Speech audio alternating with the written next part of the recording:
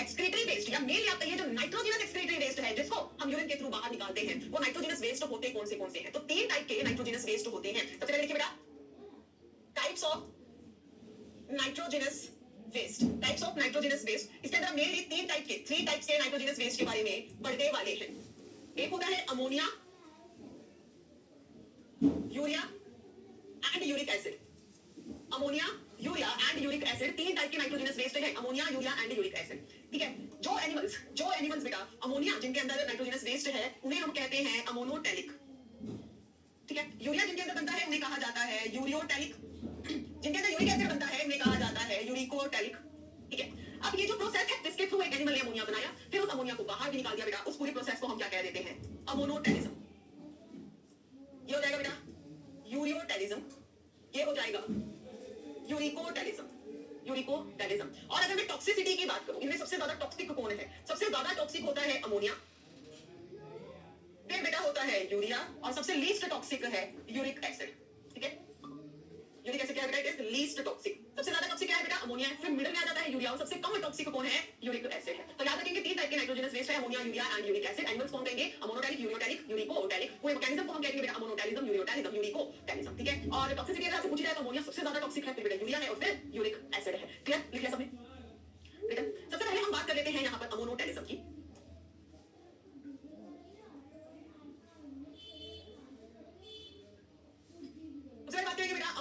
अमोनोटैलिज्म basically आप क्या लिख सकते हैं? Phenomena of excreting out ammonia as nitrogenous waste. वो एनिमल जिनके अंदर अमोनिया बनता है और इस अमोनिया को ये बॉडी से बाहर निकालते हैं, उस फिनोमेना को हम क्या कह देते हैं? अमोनोटैलिज्म कह देते हैं बेटा। अभी मैंने आपको लिखवाया अमोनिया जो है इट इज हाईली टॉक्सिक बेटा, बहुत ज्यादा टॉक्सिक है। इट इज हाईली टॉक्सिक, इतना ज्यादा टॉक्सिक है कि जिस एनिमल में ये अमोनिया बनता है जैसे ही बना वैसे ही बाहर निकालना है। समझिए बेटा, हमारे अंदर भी यूरिया बनता है भाई, और जैसे ही बना वैसे ही हम बाहर नहीं निकालते। सिंपल सी बात है, यूरिया हम किसके थ्रू बाहर निकालते हैं? यूरिन के थ्रू निकालते हैं। यूरिन तुम पूरा दिन ऐसे तो नहीं करे अभी किया नहीं, तुमने यूरिन पास आउट किया, 2-3 घंटे निकालोगे, लगभग 4-5 घंटे निकल जाएंगे, फिर तुम यूरिन बाहर निकालोगे, मतलब तुम्हारी बॉडी में यूरिया कुछ टाइम तक रह रहा है। ठीक है, लेकिन वो एनिमल बेटा जिनके अंदर अमोनिया बनता है वो ये नहीं सोच सकते, जैसे ही बना वैसे ही बाहर निकलेगा। ठीक है, so it is highly toxic, so have to be removed, या आप कह सकते हो एक्सक्रीटेड इमीडिएटली। जैसे ही बनता है बेटा वैसे ही उसको बाहर निकालना पड़ता है। ठीक है, चलिए फिर एक और इंपॉर्टेंट चीज है बेटा, इस अमोनिया को, ये जो अमोनिया होता है बेटा, इसको बॉडी से बाहर निकलने के लिए बहुत सारे पानी की जरूरत होती है। Requires large amount of water for its excretion. देखो बेटा, दो चीजें हो गई, एक तो ये बहुत ज्यादा टॉक्सिक है, तो जैसे ही बॉडी में बना बाहर निकालना पड़ेगा, और भाई बाहर निकालने के लिए भी बहुत ज्यादा पानी की जरूरत है। ठीक है, बहुत ज्यादा पानी की जरूरत है। जैसे हम भी यूरिन पास आउट करते हैं तो पानी तो होता ही है। ठीक है, लेकिन ये वो एनिमल है बेटा जिनको हद से ज्यादा पानी की जरूरत है। हद से ज्यादा पानी तो उन्हीं एनिमल के पास हो सकता है जो पानी में रहते हैं, और खासकर कौन से पानी में बेटा? फ्रेश वाटर में रहते हैं। अगर मैं सी वाटर की बात करूं, मरीन वाटर की बात करूं, तो बेटा जो मरीन एनिमल है ना उनके पास कोई ज्यादा पानी अवेलेबल नहीं है। पानी का मतलब यहाँ पे फ्रेश वाटर जिसको बॉडी यूज कर पाए। सी वाटर में पता आपको कितना नमक होता है, बॉडी यूज नहीं कर पाती है उसको। ठीक है, तो याद रखेंगे they require large amount of water for its excretion. तो इस टाइप की एक्सक्रीशन किसमें पॉसिबल है? Only in aquatic animal. So, this type of excretion is possible in aquatic animals. इसमें possible होते हैं aquatic animal में। और ये अमोनिया को बाहर कैसे निकालते हैं?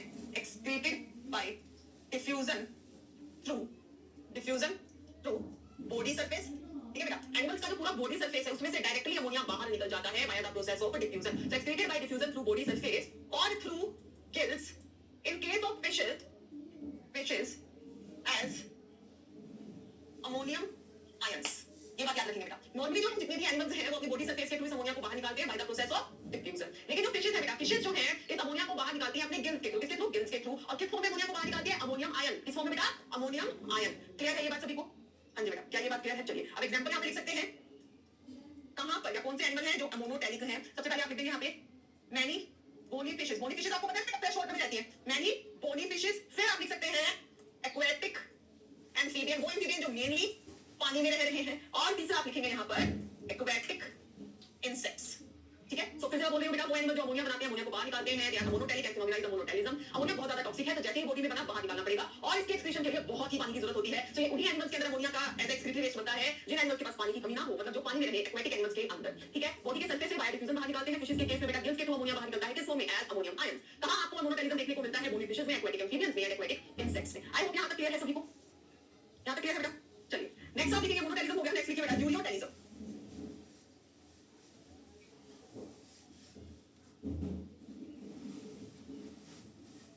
यूरियोटेलिज्म, अब यूरियोटेलिज्म पता है यहाँ पे जो नाइट्रोजनस वेस्ट है वो क्या है भाई, यूरिया है, फिनोमिना को कह देंगे यूरियोटेलिज्म, ठीक है। फिर एक और point, urea is less toxic than ammonia.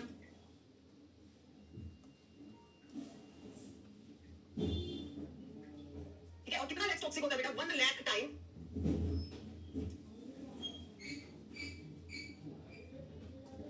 ठीक है, यूरिया जो है बेटा फोर्स अमोनिया से कम टॉक्सिक है। ऐसा नहीं होता ना कि यूरिया कितनी देर तक हमारी बॉडी में रहता है, हम क्या बन जाते हैं, क्या नहीं बनते हैं ना। तो यूरिया अमोनिया से बहुत कम टॉक्सिक है। कितना कम टॉक्सिक है ma'am, 1 lakh time less toxic. ठीक है, urea is less toxic than ammonia. Then urea requires less amount of water for its excretion as compared to ammonia। क्या बेटा, यूरिया को बॉडी से बाहर निकालने के लिए हमें कम पानी चाहिए होता है as compare to ammonia. Basically urea जो है नाइट्रोजनस वेस्ट उन एनिमल्स में है बेटा जो जमीन पर रह रहे हैं भाई, जो पानी में नहीं रह रहे, या यूं कहिए जिनके पास पानी की अवेलेबिलिटी तो है लेकिन ऐसे थोक के भाव में नहीं है, ठीक है ना। सो इट इज बेसिकली, ये क्या है, बेसिकली एक टेरेस्ट्रियल एडेप्टेशन है एनिमल्स के अंदर बेटा यूरिया का बनना, और ये यूरिया का कम अमाउंट ऑफ वाटर का यूज करना फॉर इट्स एक्सक्रीशन। ये एक टेरेस्ट्रियल एडेप्टेशन है। ये हमारी बॉडी ने, एनिमल्स की बॉडी ने खुद को अडेप्ट किया है कि वो कम अमाउंट ऑफ वाटर में भी रह सके। ठीक है बेटा, चलिए अब आपको पता है यूरिया हमारी बॉडी में कहां बनता है, कहां पर बेटा, लीवर में बनता है। ठीक है, बहुत एक लंबी सी साइकिल चलती है, उसका नाम होता है ऑर्निथिन साइकिल। ठीक है, यूरिया बेटा हमारी बॉडी में लीवर बनाता है, एक लंबा प्रोसेस चलता है, मल्टी स्टेप रिएक्शन होती है, कोई आपको रिएक्शन याद करने की जरूरत नहीं है, आपको पता होगा नीचे लीवर में बनता है, ऑर्निथिन साइकिल के थ्रू बनता है। बेसिकली होता क्या है बेटा, सबसे पहले हमारे अंदर अमोनिया बनता है, अमोनिया मतलब जैसे ही बनता है उसको यूरिया में कन्वर्ट कर दिया जाता है। तो पहले क्या बनता है बेटा, ammonia, which is readily converted into, readily मतलब बहुत जल्दी, रेडिली कन्वर्टेड टू यूरिया। इसको फटाफट से किसमें कन्वर्ट कर दिया जाता है, यूरिया का फॉर्मूला आता है भाई सबको, है यूरिया का फॉर्मूला, नहीं आता बेटा तो लिख लो, it is NH2O, NH2, it is urea. ये है बेटा यूरिया। ठीक है, तो अमोनिया जो है बना, अमोनिया बनता है बेटा फटाफट से किसमें कन्वर्ट होता है, यूरिया में। लीवर जो है यूरिया बनाने के बाद this urea is released into blood, अब ये जो ब्लड है बेटा, blood is filtered bye kidney, blood को किडनी फिल्टर करती है, and urea is excreted out via urine. ठीक है बेटा, अभी कैसे बनती है किडनी, कैसे फिल्टर करता है, कैसे यूरिन बनता है, ये तो सब हम करने वाले हैं बेटा, अभी आपको बस जस्ट पता होना चाहिए। अमोनिया बना, फटाफट से यूरिया में कन्वर्ट हुआ, लीवर ने यूरिया बनाया, यूरिया को फिर ब्लड में डाल दिया गया, ब्लड गया किडनी के पास, किडनी ने ब्लड को फिल्टर किया और उसमें से यूरिया को बाहर निकाल दिया यूरिन के थ्रू। ठीक है, क्लियर है बेटा। चलिए मैं आपको यहाँ पर एक लाइन लिखवा रही हूँ, एक लाइन लिखवा रही हूँ, मैंने ये नहीं समझा रही हूँ, जस्ट मैं लिखवा रही हूँ, मैं समझा क्यों रही, मेरा मन नहीं है, लेकिन ऐसी बात नहीं है। यहाँ मैं एक लाइन लिखाऊंगी और ये लाइन जो मैं लिख रही हूँ बेटा, ये अपने आप आपको समझ आएगी जैसे जैसे हम इस चैप्टर में आगे बढ़ेंगे। अभी मैं ये लाइन आपको बिल्कुल भी नहीं समझा पाऊंगी। ठीक है, ये लाइन आपको समझ आएगी जब मैं आपको बताऊंगी कॉर्टेक्स क्या है, मेडुला क्या है, कैसे यूरिन बन रहा है, काउंटर करंट मैकेनिज्म क्या है। जिस दिन हम काउंटर करंट मैकेनिज्म पे पहुंचेंगे, जिस दिन हम काउंटर करंट मैकेनिज्म करेंगे बेटा, उस दिन आपको ये लाइन समझ आ जाएगी अपने आप से। अभी जस्ट आप लिख लीजिए कि मैं क्या बोल रही हूँ। Some amount of urea is retained in kidney, और किडनी में भी कहां, in medullary interstitium. The amount of urea is retained in kidney to maintain desired osmolarity. To maintain desired osmolarity. Some amount of urea is retained in kidney, या kidney matrix लिख लीजिए बेटा। मैंने आपको प्रॉपर्टी बता दिया कि कहां पे रिटेन करते हैं, आपको ये नहीं समझ आएगा, बस आप ये समझ लो कि देखो हमारी किडनी का काम है यूरिया को बाहर निकालना, लेकिन वही हमारी किडनी बेटा थोड़ा सा यूरिया अपने अंदर रखती है, ताकि किडनी जो है बेटा ज्यादा से ज्यादा पानी को बॉडी में कंजर्व कर ले, कहीं ज्यादा पानी हम यूरिन के थ्रू बॉडी से बाहर ना निकाल दे। तो इसलिए किडनी थोड़ा सा, बिल्कुल थोड़ा सा यूरिया अपने अंदर रखती है जो उसको हेल्प करता है पानी को कंजर्व करने में। ठीक है, सिंपली मैंने लाइन बताई, आपको समझ आ गई होगी कैसे होता है पूरा फिनोमेना, ये आगे समझेंगे इस चैप्टर में। ठीक है, तो some amount of urea is retained in kidney to maintain desired osmolarity. अब लिख लेते हैं बेटा हम एग्जांपल्स, कहां पे आपको यूरियोटेलिज्म देखने को मिलने वाला है। तो सबसे पहले तो हम ही हैं, हम क्या हैं, हम मैमल्स हैं। ठीक है बेटा, फिर आप लिख सकते हैं मरीन फिशेस, वो फिशेस बेटा जो मरीन वाटर में रहती है। अगर आपको एनिमल किंगडम थोड़ा सा याद हो, दो टाइप की फिश आप करते हो, बोनी एंड कार्टिलेजिनस। तो जो कार्टिलेजिनस फिशेस होती है बेटा वो सारी की सारी मरीन फिशेस होती हैं। ठीक है, इसके बाद आप लिख सकते हैं बेटा टेरेस्ट्रियल एम्फीबियन। याद है प्रोब के अंदर स्प्लिटिंग क्या होगी, यूरिया था कि नहीं बेटा। ठीक है, so mammal, marine fishes and terrestrial amphibians. ठीक, चलिए अमोनोटेलिज्म हो गया, यूरियोटेलिज्म हो गया, नेक्स्ट आप लिखेंगे यूरिकोटेलिज्म।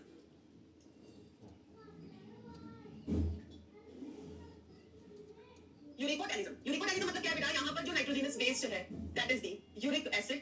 यूरिक एसिड जो है बेटा लीस्ट टॉक्सिक है, सबसे कम टॉक्सिक यही है। ठीक है, इट इज लीस्ट टॉक्सिक। ठीक है, और बहुत ही ज्यादा कम पानी चाहिए इसको बॉडी से बाहर निकालने के लिए। Very less amount of water is needed for its excretion. और ये भी एक तरीके का क्या है बेटा, टेरेस्ट्रियल एडेप्टेशन है। वो एनिमल्स जिनके पास बहुत ज्यादा पानी की अवेलेबिलिटी नहीं होती बेटा, उनके अंदर जो मेन एक्सक्रीटरी रेट रहता है वो क्या रहता है, यूरिक एसिड रहता है। ये यूरिक एसिड, इसको बहुत ही कम पानी चाहिए बॉडी से बाहर निकलने के लिए, तो बॉडी ज्यादा से ज्यादा पानी को कंजर्व कर पाती है। ये जो यूरिक एसिड होता है बेटा, it is excreted out in form of pellet और पेस्ट। देखा है आपने कभी? आप सबने देखा होगा, शायद ध्यान ना हो बेटा, मैं बताती हूँ।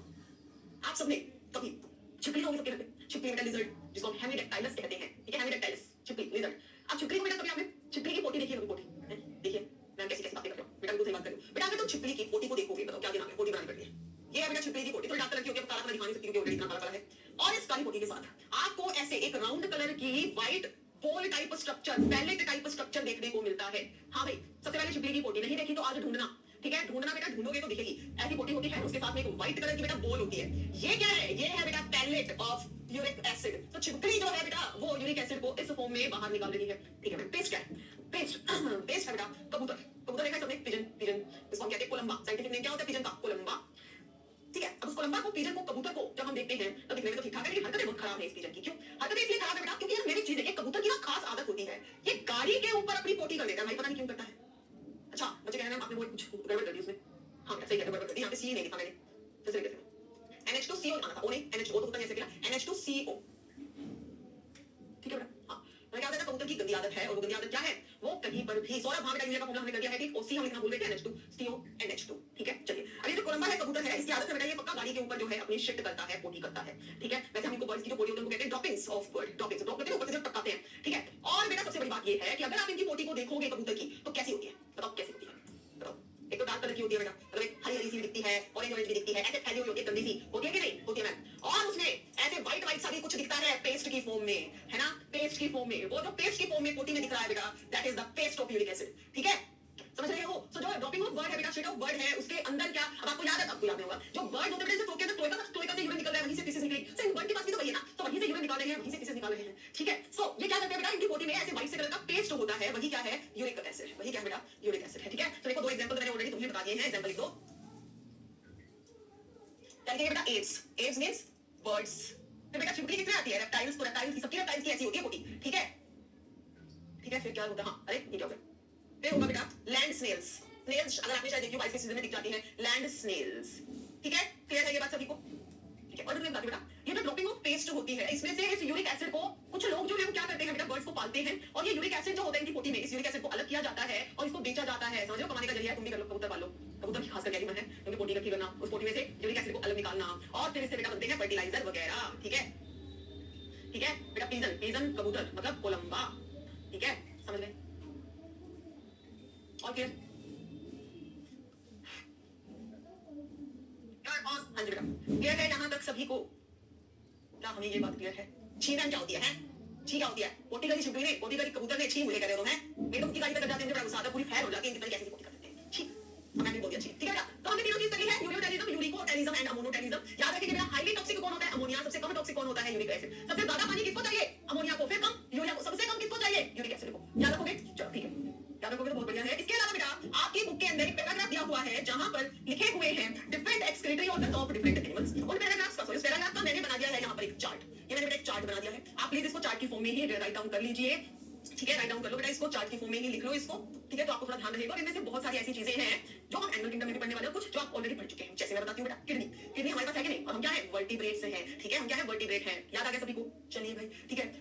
अब वर्टिब्रेट्स में सब आ जाएंगे आपके, सब आ जाएंगे। किडनी पता है ना? वर्टिब्रेट्स में कौन होते हैं? हम भी हैं, रेप्टाइल्स भी हैं, फिर आपके एम्फीबियंस भी हैं, फिशेस भी हैं, सब हैं, ठीक है। फिर बेटा देखो और कौन सा पढ़ा है हमने? हमने कॉकरोच के अंदर मालफीजियन टिब्यूल्स पढ़ी थी बेटा, मालफीजियन टिब्यूल्स पढ़ी थी कॉकरोच में। कॉकरोच मींस इंसेक्ट, याद आ गया? चलिए अब स्टार्टिंग से लो। सबसे पहले लिखा बेटा प्रोटोनेफ्रीरिया या फ्लेम सेल गैंग का एक और नाम है सोलिनोसाइट्स। पूछूंगी बाद में जब एनिमल किंगडम नाम याद रखना है। प्रोटोनेफ्रीरिया कह लीजिए, फ्लेम सेल्स कह लीजिए, कह लो बेटा सोलिनोसाइट्स। ये हमें मेनली सबसे पहले जो आपको याद रखना है मेन देखने को मिलते हैं बेटा प्लेटीहेलमिन्थेस, जो फ्लैटवर्म्स जिनको हम कहते हैं प्लेटीहेलमिन्थेस, ठीक है, जिसके अंदर हम पढ़ते हैं टीनिया, है ना, प्लेनेरिया की तो टीनिया भी होता है बेटा। फिर आते हैं रोटिफर्स। रोटिफर्स क्या होते हैं बेटा? रोटिफर्स होते हैं बहुत ही, वो कहते हैं एनिमोक्यूल्स। एनिमोक्यूल्स, एनिमोक्यूल्स मतलब बहुत ही छोटे-छोटे एनिमल्स पानी में होते हैं, बहुत ही छोटे-छोटे, ठीक है। कुछ एनालिड्स में और सिफेलोपोडेट, ये भी इंपॉर्टेंट है। सिफेलोपोडेट लाइक एम्फियोक्सस, ये आपको याद रखना है। कुछ बच्चों को शायद थोड़ी दिक्कत आए, देन सिफेलोपोडेट क्या है? ये सब बेटा आप एनिमल किंगडम में पढ़ने वाले हैं, सब एनिमल किंगडम में पढ़ने वाले हैं, ठीक है। चलिए फिर आता है नेफ्रीडिया। नेफ्रीडिया किसमें देखने को मिलता है बेटा? मेनली अर्थवॉर्म, मतलब जितने भी एनालिड्स हैं। अर्थवॉर्म कौन सी फाइलम के अंदर आता है? एनालिड्स। एनालिडा मतलब अर्थवॉर्म है, लीच है, ठीक है। सो नेफ्रीडिया किसमें मिलता है बेटा? Nephridia is excretory organ. ये जितने एक्सक्रीटरी ऑर्गन है, जस्ट आपको नाम करने का स्ट्रक्चर कैसे काम करते हैं वो नहीं करना है, ठीक। मालफीजियन टिब्यूल ऑलरेडी आपको पता है, हमने कॉकरोच पढ़ा था। देन आता है बेटा एंटीनल ग्लैंड और ग्रीन ग्लैंड। ये वो एनिमल्स हैं जिनके जो एंटीना होते हैं, एंटीना के बेस पर बेटा ये ग्लैंड्स प्रेजेंट होती है, वहीं से इनका नाम पड़ गया एंटीनल ग्लैंड, या इनको ग्रीन ग्लैंड कहते हैं। इसमें आएगा बेटा क्रस्टेशियंस, जैसे कि प्रॉन्स। प्रॉन्स आई थिंक झींगा होता है जिसको लोग खाते भी हैं,